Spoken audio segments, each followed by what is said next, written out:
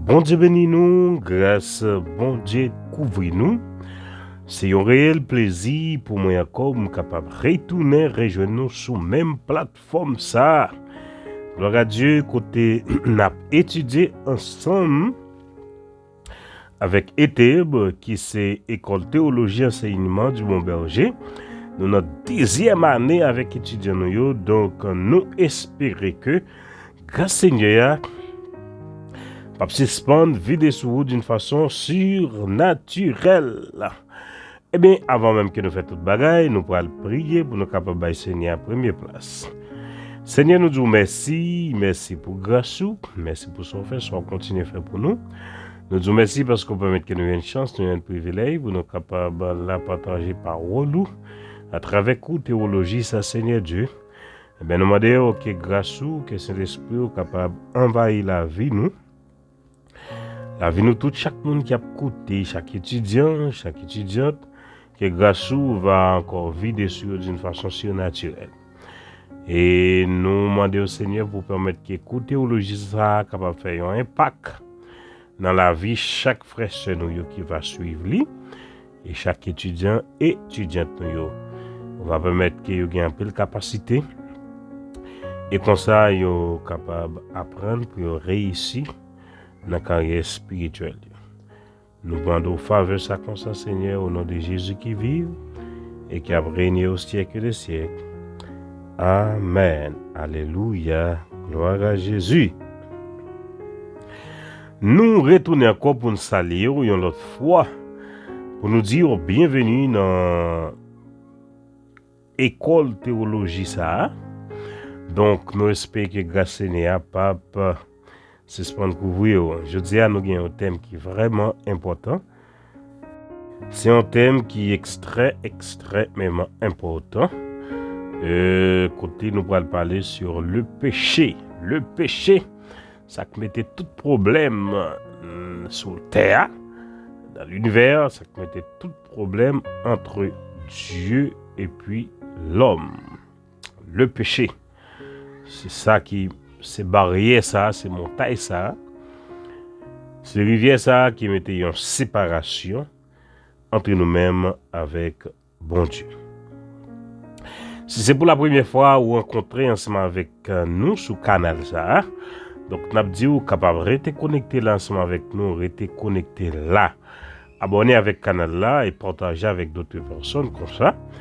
Et on va permettre que la famille ça grandit plus parce que c'est un travail qui pas facile et pas joindre ni facile.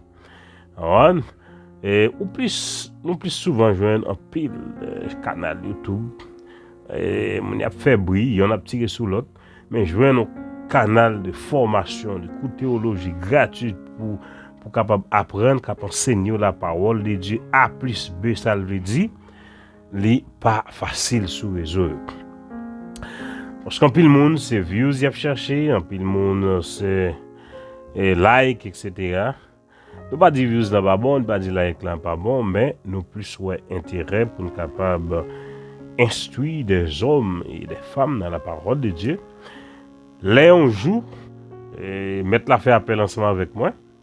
N'a quitté une pépinière qui a grandi. OK, c'est objectif là ça, n'a quitté une pépinière qui a grandi et pour capable continuer faire travail ça aller pour plus devant. Donc c'est objectif là ça. OK? Et nous j'en ai annoncé là. Thème nous gain que nous allons parler c'est sur péché, le péché. OK? Et premier petit sous-thème nous allons gain dans thème général là c'est la conception biblique du péché. La conception biblique du péché. Et puis, on profite de dire si c'est si beaucoup ou bien si vous avez fait partie étudiant, qui étudié dans l'école théologie ça, qui c'est ETEB. Donc, vous êtes capable d'écrire à travers WhatsApp dans 809 966 65 13. Et puis, nous sommes toujours disponible pour nous capables d'avoir tout type d'informations nécessaires et pour capable arriver membre de théologie ça. Pendant 3 ans, on va étudier la parole de Dieu et ou pas comprendre un pile bagaille. Et là, fini, là, finaliser cours ça, ou gagner un diplôme qui certifie que tu as étudié ensemble avec ETEM. OK? Donc, nous comptons sur appel ou relem à travers WhatsApp, pas relem direct. Parce que nous pas besoin même relem seulement à travers WhatsApp. Donc, relem nous capable écrire moins qui des message vocal ou bien message écrit. Donc, comme ça, moi-même, je suis capable de faire nos réponses et aussitôt que nous gagnons disponibilité. Donc, nous allons démarrer avec classe la Josia. On y va! Le péché.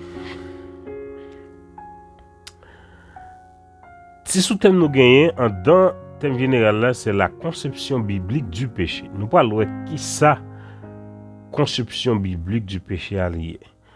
Et puis nous parlons dans et thème ça nous parlons plusieurs façons que yo te concevoir péché, c'est des mots hébreux, c'est des mots grecs qu'on utilisé pour faire référence avec péché ou bien nature péché. Nous parlons dans l'Ancien Testament comment qui mot qu'on utilisé pour faire référence avec péché. Et puis nous parlons dans le Nouveau Testament tout qui mot hébreu ou bien grec qu'on utilisé, qui est très très important. Et nous quoi ça la vidéo nous pour nous capable mieux comprendre en pile gros bagay. OK? En allez. Pour définir la conception biblique du péché, il est utile de procéder à une étude des termes utilisés dans les deux testaments pour le désigner. Ouais? Après nous voyons le thème avant dans l'Ancien et Nouveau Testament pour nous capables désigner bien. En comptant beaucoup plus de mots associés à l'idée de péché qu'à celle de la grâce. Attendez bien, il y a plusieurs mots dans la Bible qui sont associés avec péché que la grâce. OK? Tellement la Bible a parlé en pile sur péché. OK? 3 mots seulement servent à exprimer le concept de la grâce. 3 mots. Étudiez mieux pour notre. Et nous joignons et chaîne et chaise. OK? Il écrit C-H-E-N et C-H-E-S-E-D dans l'Ancien Testament. OK? Les mots ça ont été utilisés dans l'Ancien Testament. Et puis dans le Nouveau Testament, nous joignons charis. Charis dans le Nouveau Testament. OK? Il écrit C-H-A-R-I-S. Charis. En revanche, il y a au moins 8 termes fondamentaux qui désignent le péché. Ouais, nous jouons 3 qui désignent la grâce. Nous jouons 2 dans l'Ancien Testament et 1 dans le Nouveau Testament. OK? C'est pendant nous jouons 8. Dans les concepts, en revanche, il y a au moins 8 termes fondamentaux qui désignent le péché dans l'Ancien Testament. Dans l'Ancien Testament seulement, nous avons 8 qui désignent le péché. Et une douzaine dans le Nouveau. Arrête, non? On dit tellement la Bible a parlé sous thème ça que les péchés. Nous-mêmes, nous besoin qu'on nature, nous besoin qu'on ait dans toute égalité. Tous ces mots ensemble précisent les notions de base de la doctrine du péché. Nous parlons de mots ça qu'on est là. 1. Dans l'Ancien Testament. Petit a. Nous jouons chata. Écrit C-H-A-T-A. Chata. OK? Sous ces diverses formes, ce terme revient 522 fois dans l'Ancien Testament. Pour notre étudiant, ça c'est question. OK? 522 fois dans l'Ancien Testament. Dans son sens de base, il signifie manquer la cible. OK? Manquer la cible. C'est ça le veut dire. Chata. Et correspond au grec amartia. Amartia. C'est le mot grec là. Il écrit H-A-M-A-R-T-I-A. Mais rater la cible. Rater la cible. OK? C'est aussi en atteindre une autre lorsqu'un tireur rate sa cible, son projectile frappe un autre objet. C'est comme si un tueur ou bien un chasseur qui a la chasse de gibier. Et puis ils font tir, ils ratent le papin, et bien tire là, il frappe de l'autre côté. C'est ça que je voulais expliquer. Il frappe l'autre objet. De la même façon, celui qui pêche et passe à côté de l'objectif fixé par Dieu atteint une autre cible. Moun qui pêche et qui pas atteint l'objectif bon Dieu, bien ou il va atteindre une autre bagaille. Bon. Le mot n'est donc pas chargé simplement d'une connotation passive, celle d'une cible manquée. Il exprime aussi une œuvre active, celle de frapper à tort. L'Ancien Testament l'utilise pour parler du mal moral. Attendez bien, oui. Dans l'Ancien Testament, il a utilisé le mot cible ou bien raté, cible, pour parler de mal moral, de l'idolâtrie et des péchés rituels. Il y a des gens qui n'ont pas de moral. Ou pas de moral, ou sont des gens qui la dans toute vie bagaille, dans toute civis, dans toute bagaille, dans toute sauce. Yo te wel tout pour idolâtrie, moun qui a pas d'idole, moun qui dans toute vieux bagaille qui pas de rapport avec Dieu, toute bagaille qui est Dieu compte. Le suivre dans pays en Haïti, côté ouais moun yo la qui une bonne vie idolâtrie, ou côté ou une bonne port en Haïti, c'est pour satanique oui, là pour Saint-Jacques. Et qui l'autre côté encore bon côté oui qui est très connu en Haïti. Bon les champions sont pas tellement pratiqués dans ça donc mais plusieurs autres côtés en Haïti les qui moun yo prend yo consacré à des démons, yo consacré lié ça yo à des mauvais esprits, moun ça de l'idolâtrie. OK, et des péchés rituels. Vous comprenez, vie et rite, vous faites la donne, tu animal, tout vivant, c'est chose terrible. Eh bien, depuis mon type de bagage ça, ces mots grecs ou hébreux ça ont été utilisés pour être capable et faire référence avec action que vous commettre. Bon.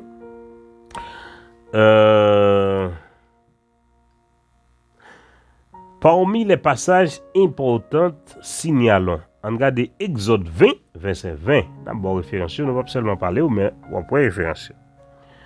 On regarde Juge, chapitre 20, verset 16.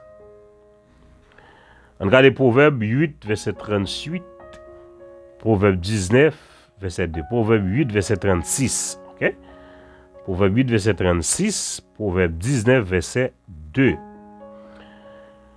Petit B. De mots qui continuent de nous gagner, c'est ra. Même je vais prononcer là, ra. L'écrit R-A. Utilisé environ 444 fois. Aïe, aïe, aïe, étudiant, je prends note, oui. Combien de fois ra mentionné? Pas 10 minutes, ou pas 10 devoirs.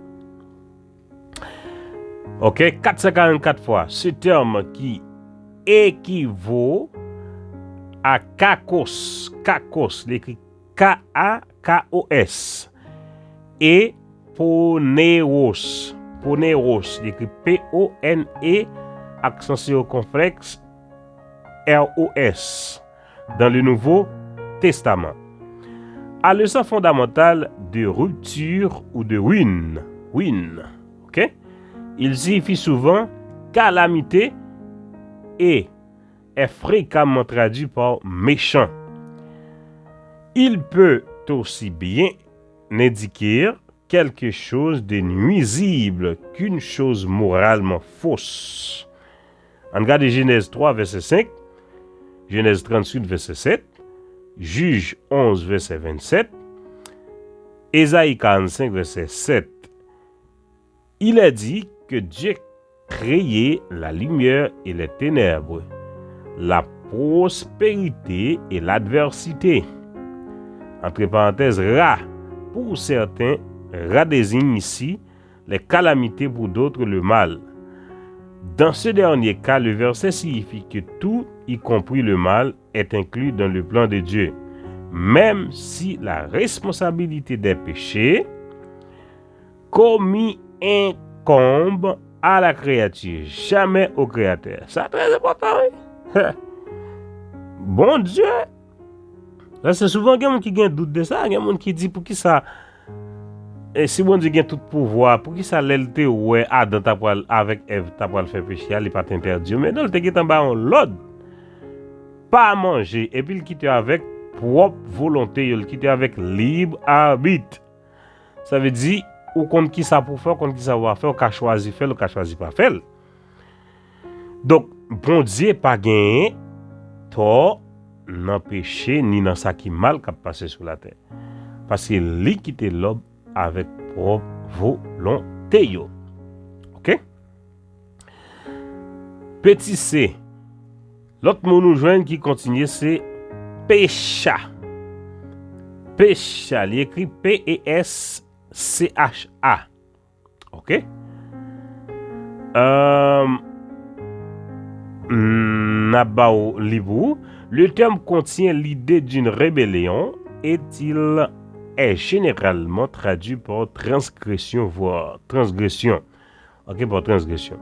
Voir 1 Roi 12, verset 19, 2 Roi 3, verset 5, Proverbe 28, verset 21, et Ésaïe 1er, verset 12. Petit d, nous avons l'autre mot qui c'est Awon. Awon, il écrit A-W-O-N. Le terme associe les idées d'iniquité et de faute, souvent très proches en hébreu. OK? En hébreu. On regarde 1 Samuel 3, verset 13. Remarquons son emploi à propos du serviteur souffrant. Ésaïe 53, verset 6. Et du péché délibéré. Nombre 15, verset 20. 29, verset 31. Petit t. Petit e. Shagad. Shagad. L'écrit S-C-H-A-G-A-G. Obligé de plaider pour parce que bon, il y a plus de monde qui suivent quoi, c'est vrai, mais il n'y a pas dans la théologie. Et il n'y a pas un étudiant, donc c'est difficile pour nous gagner le livre là et pour nous voir la façon qu'il écrit chaque fois, nous obligés de prononcer au bout. L'idée est celle d'errer ou de s'égarer, comme dans les cas d'une brebis, ou de chanceler, comme dans les cas d'un homme ivre. Ésaïe 28, verset 7. Le mot évoque l'erreur dont l'auteur est responsable. C'est pourquoi la loi condamne celui qui involontairement s'écarte de ses préceptes. Elle l'estime responsable de son péché puisqu'il savait ce qu'elle ordonnait. Lévitique 4, verset 12, n'a bien ça là. Nombre 15, verset 22. Petit F. Hacham. Hacham, l'écrit A-S-C-H-A-M. Ce terme est exclusivement employé en relation avec les rites associés au tabernacle, puis plus tard au temple, Lévitique, Nombre et Ézéchiel. Il s'agit principalement de culpabilité vis-à-vis de Dieu. Il désigne aussi les sacrifices d'expiation et englobe la faute involontaire. Nous sommes capables de regarder Lévitique chapitre 4, verset 13, Lévitique 5, verset 2, verset 3. G. Rachat. Rachat, il écrit R-A-S-C-H-A. Roman utilisé avant l'exil. Ce mot revient souvent dans les psaumes chez Ézéchiel et dans la littérature sapientiale. Il s'applique au méchant le contraire du juste. Exode 12, verset 13. Exode 12, verset 13. Psaume 9, verset 17. Proverbe 15, verset 9. Ézéchiel 18, verset 23. H. Ta. Ta. L'écrit T-A-A-H. OK? Ce terme signifie s'égarer, s'éloigner. Il s'agit d'un péché délibéré et non accidentel. Même si celui qui le commet n'est pas pleinement conscient de l'étendue de sa faute, voire à ce propos, Nombre 15, verset 22, Psaume 58, verset 4, Psaume 119, verset 21, Ésaïe 53, verset 6 et Ézéchiel 44, verset 10, qui vient verset 15. Cette étude des termes nous permet de tirer quelques conclusions concernant l'enseignement vétérotestamentaire sur le péché. Ok, numéro 1.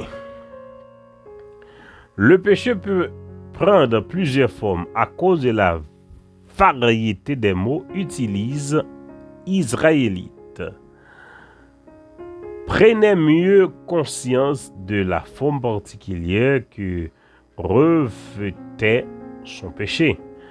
2. Le péché est ce qui est contraire à un homme. En fin de compte, il est désobéissance à Dieu.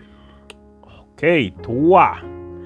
Bien que la désobéissance se caractérise aussi bien par son aspect positif que par son aspect négatif, l'accent portant sur le mal commis et pas simplement sur le bien omis. Ok? Pécher, ce n'est pas simplement manquer le bon but, c'est aussi atteindre un mauvais but. Aïe, aïe, aïe. C'est très important, thème ça. J'espère que nous étudions, nous tendons lentement et ça va aider nous pour nous mieux comprendre. 2. Ça a été dans 1 noté 2. Dans le Nouveau Testament. Le Nouveau Testament utilise au moins une douzaine de mots fondamentaux pour décrire le péché et sa sphère. A. Kakos. K-A-K-O-S.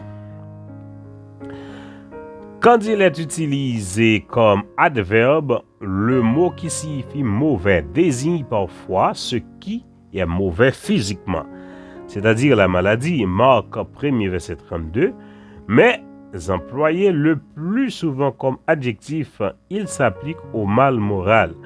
Matthieu chapitre 21 verset 41, Matthieu 24 verset 48, Marc 7 verset 21, Actes 9 verset 13, Romains 12 verset 17, Romains 13 verset 3 4, Romains 10 verset 16 19, 1 Timothée 6 verset 10.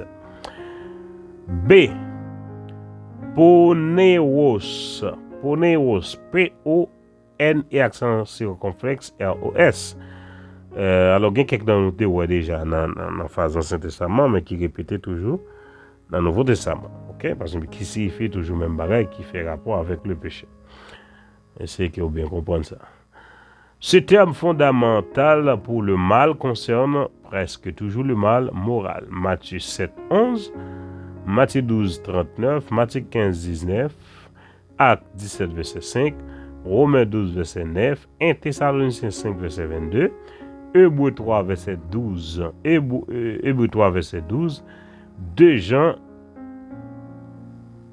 verset 11, il désigne aussi Satan. Matthieu 13, verset 19, arrivé dans verset 38, 1 Jean 2, verset 13, arrivé dans verset 14, 1 Jean 5, verset 18, et peut-être Matthieu 6, verset 13. OK. Et Jean 17, verset 15, ainsi que les démons appelés des esprits mauvais. Luc 11, verset 26. Acte 19, verset 12. Petit c. ACB. ACB, c'est écrit A-S-E-B et accent circonflexe S. Signifie impie. Ce terme apparaît principalement dans 2 Pierre et dans Jude. Il s'applique aux apostats. Ceux qui ne sont pas sauvés sont qualifiés d'impies. Romains 4, 5, Romains 5, 6, on le retrouve occasionnellement associé à d'autres termes décrivent le péché. Romains 1er, verset 18, Romains 1er, verset 18, 1 Timothée 1er, verset 9, 1 Pierre 4, verset 18. D. Énokos. Énokos, l'écrit E-N-O-C-H-O-S. C'est un terme qui signifie coupable et qui s'applique généralement à quelqu'un dont le crime mérite la peine capitale. Matthieu 5, verset 21, verset 22, Marc 14, verset 64, 1 Corinthiens 11, verset 27, Jacques 2, verset 10. OK? Jacques 2, verset 10. Et Amartia. Amartia. L'écrit H-A-M-A-R-T-I-A. C'est le mot le plus fréquemment utilisé pour le péché.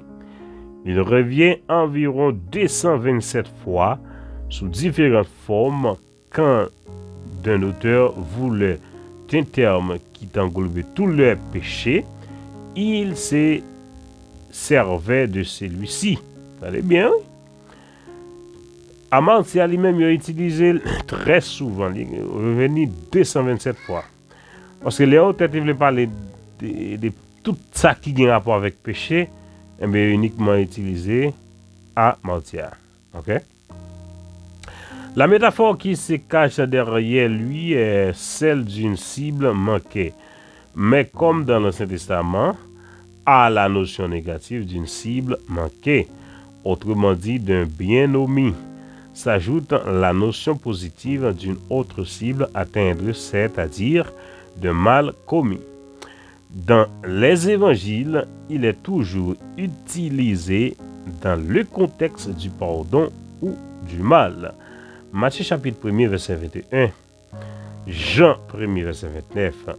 Parmi les autres références instructives, mentionnons Actes 2, verset 28, Romains 5, verset 12, Romains 6, verset 1er, 1 Corinthiens 15, verset 3, 2 Corinthiens 5, verset 21, Jacques 1er, verset 15, 1 Pierre 2, verset 22, 1 Jean 1er, verset 7,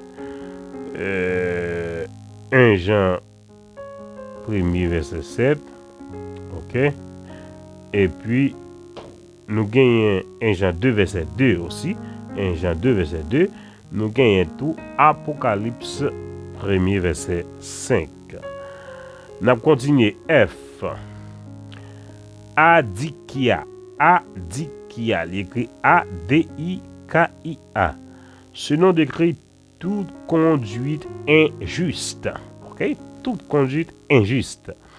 Dans le sens le plus large, il s'applique aux gens qui ne sont pas sauvés. Romains 1er, verset 18. À large, Luc 16, verset 9. Aux membres du corps humain, Romains 6, verset 13. Jacques 3, 6. Aux actions. 2 Thessaloniciens 2, verset 10. G. Anomos. G. Anomos. Peut-être que ça déjà, tout ça, c'est des noms qu'on utilise, c'est des mots qu'on utilise pour faire référence avec péché en hébreu et puis grec. Anomos, cet adjectif signifie étymologiquement sans loi. On n'y a pas de loi, elle fait ça libre. Il caractérise la transgression de la loi dans son sens le plus large. Matthieu 13, verset 41, Matthieu 24, verset 12, 1 Timothée 1, verset 9. D'un point de vue eschatologique, il désigne Antichrist, l'impie par excellence. 2 Thessaloniciens 2, verset 8. Ça veut dire, c'est un bail qui fait qui désigne Antichrist, et pas n'importe quel mot lié. Un mot qui fait référence avec Antichrist, parce que c'est pas bien Antichrist, c'est l'homme impie, l'homme du péché. Bon. Antichrist là même, anti, veut dire contre Dieu et remplacer Dieu. Ça veut dire que son monde qui venu, il contre Christ, il venu pour remplacer Christ. Mais qu'il n'est pas capable de faire ça, ouais. Bon. Alors, après, on peut un peu le monde. Mais nous connaissons fin Antichrist, il parle dans des temps de feu. Ok? Les mêmes ensemble avec faux prophètes là. Sa Bible a dit. Tous les deux, ils peuvent baptiser l'enfer. Même avant Satan. Parce que c'est après Satan parle dans l'enfer. Pour aller dans les temps de feu. Excusez-moi. C'est une différence entre l'enfer et le temps de feu. L'enfer, c'est un couillon en prison avant mon condamné. Ok? Ils ont à peine arrêté mon nom. Tant qu'on garde à vie, mettez mon nom en garde à vie. Mais mon nom est là pour le jugement, elle vient juger, et puis l'entour pour le condamner, et puis pour aller dans le temps des faits. C'est ça le temps des faits. Donc l'enfer, c'est comme un garde à vie, et puis le temps des faits, c'est dernier côté, et pour le souffrir éternellement pour tout le temps. Ok? Donc, il y a un mot qui est tellement arrivé dans le niveau ça qui a fait référence avec Antichrist, c'est pas n'importe quoi, pas n'importe mot lié. Elle dit l'air utiliser mot ça, il pèse, il te gain plomb, il te gain poids derrière. On allez. H parabat. Parabat, il écrit P-A-R-A-B-A-T et accent circonflexe T. Signifie un transgresseur. Ce mot concerne de violations spécifiques de la loi.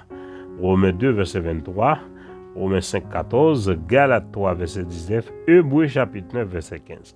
Ça veut dire, ouais, et ces mots ça a été qu'on utilisé pour faire référence dans longtemps avec sacré péché.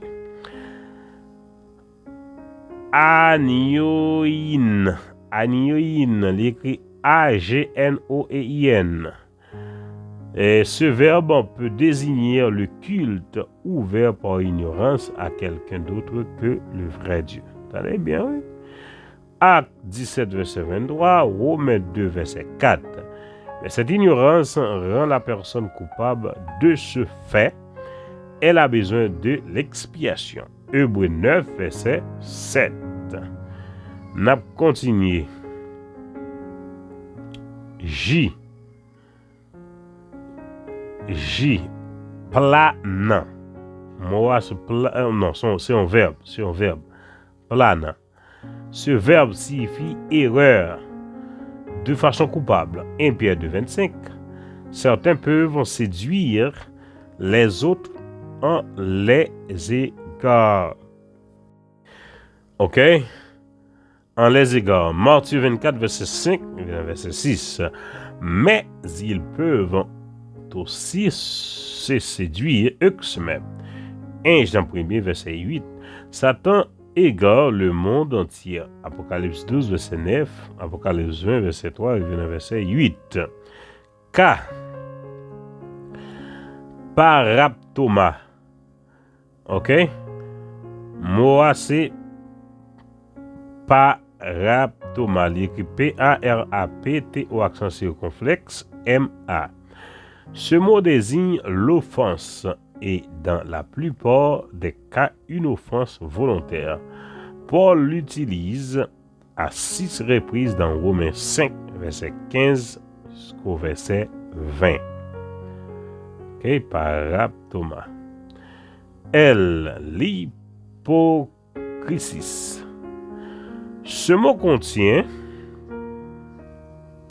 3 idées interprétées faussement comme on pourrait le faire un oracle.